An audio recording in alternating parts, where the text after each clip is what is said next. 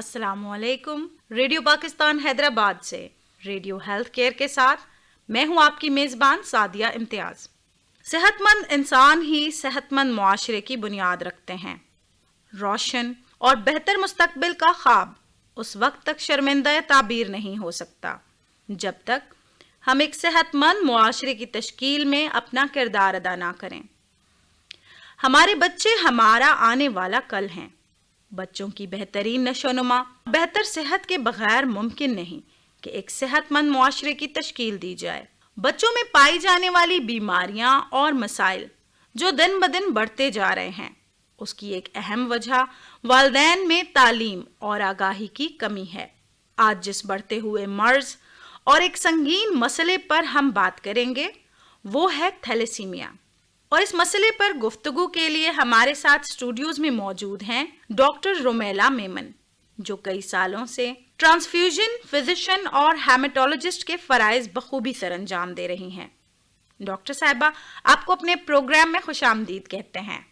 Thank you so much program میں بلانے کے لیے. ڈاکٹر رومیلا، ہم آپ سے جاننا چاہیں گے کہ تھیلیسیمیا کی بیماری اور اس کی وجوہات کیا ہیں؟ تھیلیسیمیا ایک دیکھا جائے تو ایک موروثی بیماری ہے. یہ کنورٹڈ ہوتی ہے والدین سے بچوں کے اندر، کیونکہ ہم انٹر میرجز کرتے ہیں.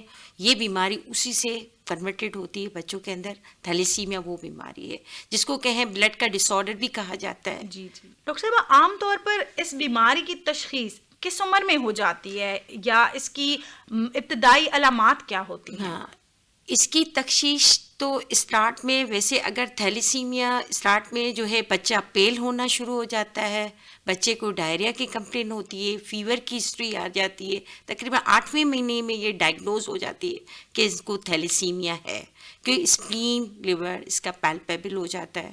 اس سے اسٹارٹ ہو جاتا ہے تھیلیسیمیا میجر کا پیشنٹ سے. ڈاکٹر رومیلا، کیا اس بیماری کا علاج موجود ہے؟ جی، اس کا علاج موجود ہے. اس کو ہر 15 سے 20 ڈیز میں بلڈ ٹرانسفیوژنس کی نیڈ ہوتی ہے بچے کو. ڈاکٹر صاحب، تھیلیسیمیا کی جو بیماری ہے اس کی کچھ اقسام بھی ہیں؟ جی، تھیلیسیمیا کے 3 ٹائپس ہوتے ہیں. ایک تو thalassemia minor, thalassemia intermediate, thalassemia major. Thalassemia minor تو وہ نارمل بندہ ہوتا ہے، اس کو پتہ ہی نہیں ہوتا کہ میں تھیلیسیمیا مائنر ہوں. اور تھیلیسیمیا انٹرمیڈیٹ ہر 3-4 منتھس کے بعد بلڈ کی نیڈ پڑتی ہے. کبھی کبھی تو 1 سال کے بعد اس کو نیڈ پڑتی ہے.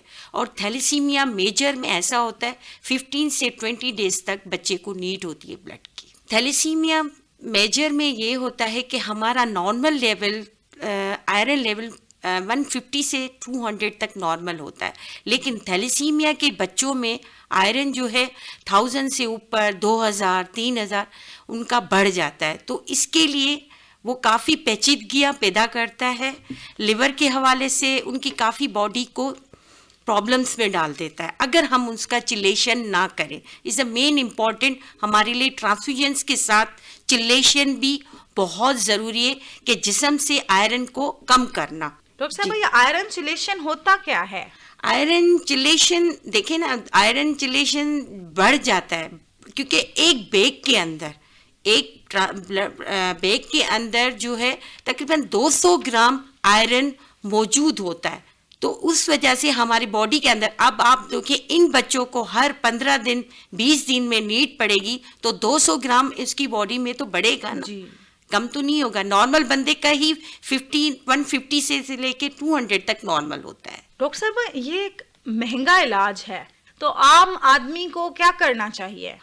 عام آدمی ہے از ویری کاسٹ، لیکن ادروائز ہم اب کیا کریں، انسان مجبور ہوتا ہے ٹرانسفیوژنس کے لیے، کیونکہ بلڈ کے لیے لوگ بہت پریشان ہوتے ہیں اور ہمارے لوگوں کو اتنی اویئرنیس نہیں ہے. حالانکہ دیکھا جائے کہ اگر بلڈ دینے سے انسان کی صحت ہی بنتی ہے، لیکن لوگ سمجھتے ہیں کہ ہم بلڈ دینے سے ہم کمزور ہو جائیں گے. لیکن یہ ہے کہ ایک قدرتی عمل ہے. ہر 3 منتھس کے بعد ہمارے RBCs ٹوٹنا شروع ہو جاتے ہیں اور نئے بننا شروع ہو جاتے ہیں. تو ہم بلڈ دے دیں تو یہ ہمارا مسئلہ حل ہو سکتا ہے. ہر مہینے ان بچوں کو بلڈ لگ جائے. لیکن ہمارے پاس ایز اے والنٹیئر ڈونرز کا ریشو بہت کم ہے. لوگ بلڈ دینے سے بہت کتراتے ہیں.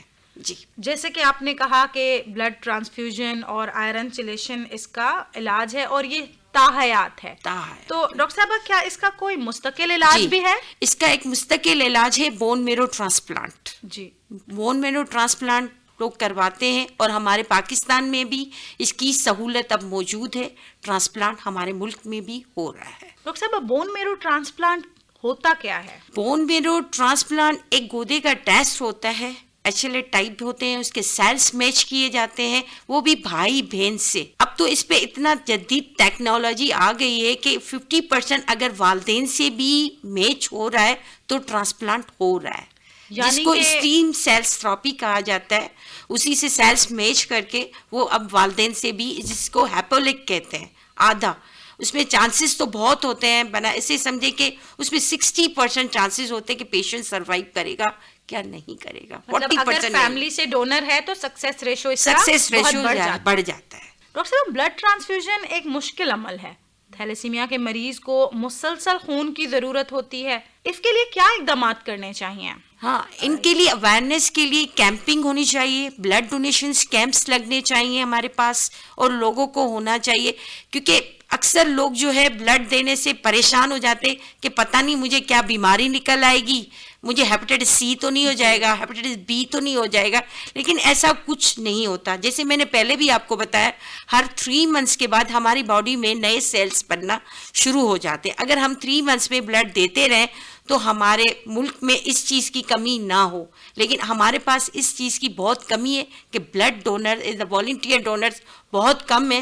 डॉक्टर साहब एक आम आदमी कहाँ से ब्लड हासिल करे? देखिए, काफी लोग क्या करते हैं, अपने रिश्तेदारों से, उन लोगों से ब्लड मांगते हैं, लेकिन वो कितना देंगे, आखिर वो लोग थक जाते हैं। फिर क्या कहते हैं, मुझे अक्सर लोग यही कहते हैं कि मैडम हम लोग तो जिस गली से वो बंदा जा रहा होता है वो गली ही चेंज कर लेता है कि भाई मुझे ये आएगा मुझसे ब्लड मांगेगा ना पड़े। तो ये बड़ा संगीन मसला है कि ब्लड के लिए ऐसे समझे कि हमारे मुल्क में, पूरे मुल्क में 5 to 8% थैलेसीमिया मेजर के बच्चे पैदा होते हैं, जिसके लिए हमें इतने ब्लड की नीड पड़ती है। हर 20 दिन में 15 से 20 डेज को उनको नीड पड़ती है। इन बच्चों को जैसे जैसे ये बच्चे बड़े हो जाते हैं उनकी रिक्वायरमेंट्स बढ़ जाती है बच्चों। इनको हर 15 दिन में क्या, अब 10 डेज में उनको जरूरत पड़ती है। एक बच्चे को अब अगर आपको उनको नीड है, आप उनको एक ही शॉप लगा रहे, उसमें ज्यादा पैक्सेल में क्या बनता है 300 सीसी, अब उसको जरूरत है 600 सीसी की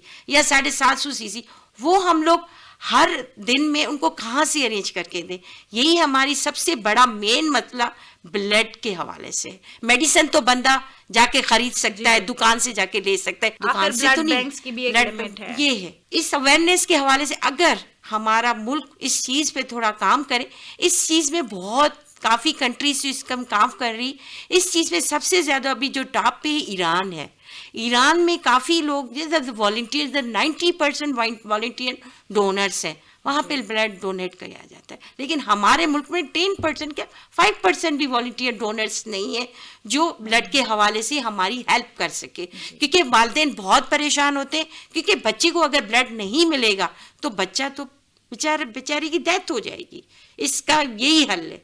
डॉक्टर साहब कजिन मैरिज का क्या किरदार है इस सब में? अक्सर ये होता है कि मेरे पास अक्सर फैमिलीज आती हैं कि भाई मेरी शादी तो मेरे कज़न चचा के बेटे से हो रही है, खाला की बेटी है, ये है।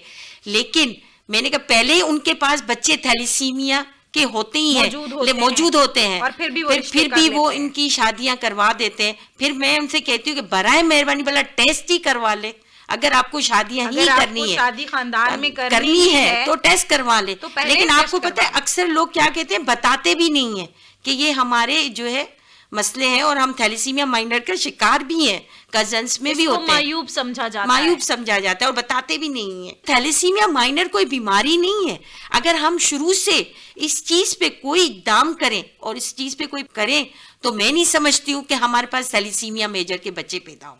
ऐसी कजन मैरिजेस या माइनर्स की शादी ही रोक दी जाए ताकि ये बच्चे पैदा ही ना हो। लेकिन हमारे पास ऐसा कुछ भी नहीं है, क्योंकि हमारे पास बताना ही मायूब समझा जाता है कि मैडम तो हमें मना ही करेगी कि भाई बच्चे ऐसे पैदा हो जाएंगे। लेकिन बच्चे हमारे पास पैदा होके ऑलरेडी आ चुके होते हैं اور دوسرا ایک اور میں آپ سے بات کرنا چاہوں گی کہ تھیلیسیمیا کے لوگوں کو اویئرنیس ہی نہیں ہوتی. جب بچہ پہلا پیدا ہو جاتا ہے پھر ان کو پتہ پڑتا ہے کہ یہ بھی کوئی بیماری ہے. لیکن ہمارے اس پہ کوئی اقدام نہیں ہے, کوئی اویئرنیس کے پروگرامز نہیں ہوتے. لیکن یہ دیکھیں ایک سمندر ہے, ٹھیک ہے, پورے سمندر کی طرح. اگر اس پہ تھوڑے بہت پروگرام ہوتے ہیں, جیسے 2 دن کے لیے کانفرنسز ہو گئی, 3 دن کے لیے کانفرنس ہو گئی, بہت سارے لوگ ایونٹس کر دیے, بھائی ان کو خوش کر دیا. لیکن یہ تو سمندر ہے, اس میں 2 بالٹیاں اگر نکال دو گے کیا کم ہو جائے گا؟ نہیں. ڈاکٹر صاحب, تھیلیسیمیا مریض جو ہے اسے کیا احتیاط کرنی چاہیے اور اس خاندان کے افراد کا کیا کردار ہو سکتا ہے اس میں؟ تھیلیسیمیا کے مریض کو پہلی بات تو اس بچے کو ریگولر ٹرانسفیوژن ہونی چاہیے اور ریگولر اس کو میڈیسنس ٹائم پہ ملنی چاہیے. تو یہ بچے سب کچھ کر سکتے ہیں. یہ بچے آج اسکول بھی جاتے ہیں, کوئی اسکول گوئنگ نارمل بچوں کی طرح ہوتے ہیں, اور میں سمجھتی ہوں نارمل بچوں کی طرح بھی ہوتے ہیں اور نارمل بچوں کی طرح, اور یہ میں سمجھتی ہوں سب سے زیادہ ٹیلنٹڈ بچے ہوتے ہیں اور ان کا دماغ بہت اچھا کام کرتا ہے بنسبت نارمل بچوں سے. یہ میں نے ان بچوں میں یہ دیکھا ہے. اور والدین کو بھی ان چیزوں کا خیال رکھنا چاہیے. اور والدین اکثر کیا کرتے ہیں, اسکول ہی نہیں جانے دیتے ان کو, کہ نہیں اس بچے ہیں, پھر ان کو بچے یہ کہیں گے کہ بھئی اس کو تو بلڈ لگتا ہے, یہ تو بیمار بچہ ہے. لیکن ایسا کچھ بھی نہیں ہے, یہ بچے نارمل لیول پہ اپنی زندگی گزار سکتے ہیں. ان کا ٹریٹمنٹ پراپر میں ان کو بلڈ ٹرانسفیوژن ہو اور چلیشن ٹائم پہ ملے, تو میں نہیں سمجھتی ہوں کہ یہ ہمارے ملک کے شہری نہیں ہو سکتے. ہمارے ملک کے اچھے شہری کے اچھی جابس پہ ہونی چاہیے, اور ان لوگوں کے لیے کرنا چاہیے کہ بھئی یہ لوگوں کو بھی جابس دینی چاہیے. پریگنینسی کے دوران ایک ٹیسٹ ہوتا ہے, وہ ہوتا ہے تقریباً 11 to 12 ویکس میں. 11 to 12 ویکس میں ایک ٹیسٹ ہوتا ہے CVS کرونن ویلنس سیمپلنگ. وہ کیا کہتے ہیں, پلانسنٹا سے ہم لوگ سیمپل لیتے ہیں, اس میں ہمیں پتہ پڑتا ہے کہ یہ تھیلیسیمیا میجر تو نہیں ہے. تو ڈاکٹر صاحب یہ ٹیسٹ کب ہوتا ہے؟ اگر کپل جو ہے وہ دونوں مائنر ہیں تب ہوتا ہے؟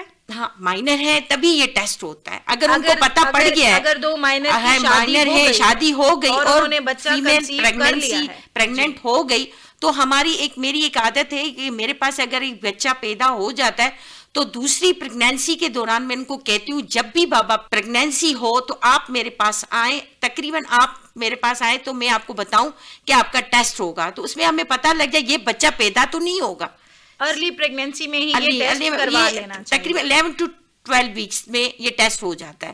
اس میں ہمیں پتہ پڑ جاتا ہے کہ یہ تھیلیسیمیا ہے کہ نہیں ہے, میجر ہے. تو ڈاکٹر صاحب جو بچہ پیٹ میں ہے وہ اگر تھیلیسیمیا میجر ہے تو پھر چاہیے نا کہ ایک بچہ پہلے ہی آلریڈی پیدا ہو گیا تو دوسرا بچہ نہیں آنا چاہیے نا, اس خاندان میں نہیں آنا چاہیے. ابھی بھی اس چیز پہ کوئی کام نہیں ہو رہا. ڈاکٹر صاحب تھیلیسیمیا کے جو مریض ہیں کس قسم کے نفسیاتی مسائل کا شکار ہو جاتے ہیں؟ تھیلیسیمیا کے مریض جو ہے کافی اس چیز کا اس لیے شکار ہو جاتے ہیں کہ ان کے والدین کی توجہ بہت کم ہو جاتی ہے. ان بچوں کو نہیں دیتے, وہ لوگ کہتے ہیں بس اس کو بلڈ ہی تو لگ رہا ہے, یہ بیمار بچہ ہے, اس میں تو اس کو توجہ, اس لیے وہ نفسیاتی شکار ہو جاتے ہیں والدین کی نہ توجہ دینے سے. یہ پھر وہ پریشان ہو جاتے ہیں, روکنا مانا ہر کام سے روکنا, یہ تم یہ نہیں کرو. حالانکہ نارمل ہوتے ہیں یہ بچے, یہ سارا کام کر سکتے ہیں اپنی زندگی میں. اور آپ کو بتاؤں میرے لیے تو خیر بہت ایک ہے کہ اب میرے بچے جو میرے پاس ابھی 6-7 سال کے تھے, اب وہ بچے ڈاکٹر بھی بن گئے ہیں, انجینئر بھی بن گئے ہیں, وہ اپنی زندگی بہت اچھی زندگی گزار رہے ہیں. ڈاکٹر رومیلا ہمیں یہ بتائیے گا کہ عوام میں تھیلیسیمیا سے متعلق آگاہی پیدا کرنے میں میڈیا کس حد تک کردار ادا کر سکتا ہے؟ میڈیا تو کردار ادا کر سکتا ہے. اس طرح کے پروگرام جیسے آج آپ نے ایک پروگرام اویئرنیس کے حوالے سے پروگرام کیا ہے, اس طرح کے پروگرامز اگر آپ لوگ کرتے رہیں تو لوگوں کو جو ہے اس چیز کا پتہ پڑے گا کہ تھیلیسیمیا کیا ہے, اور اس طرح کے وہ خود ہی اس چیز پہ تھوڑا غور کریں گے. اویئرنیس کے ایسے پروگرامز ہونے چاہیے آپ لوگوں کے پاس. ڈاکٹر رومیلا, ہم آپ کے انتہائی شکر گزار ہیں کہ آپ نے اپنی مصروفیت سے ہمیں وقت دیا اور ہمارے سامعین کو تھیلیسیمیا کی بیماری اور اس کے علاج سے متعلق آگاہی فراہم کی. امید کرتے ہیں ہمارے سننے والوں نے اس پروگرام سے استفادہ کیا ہوگا.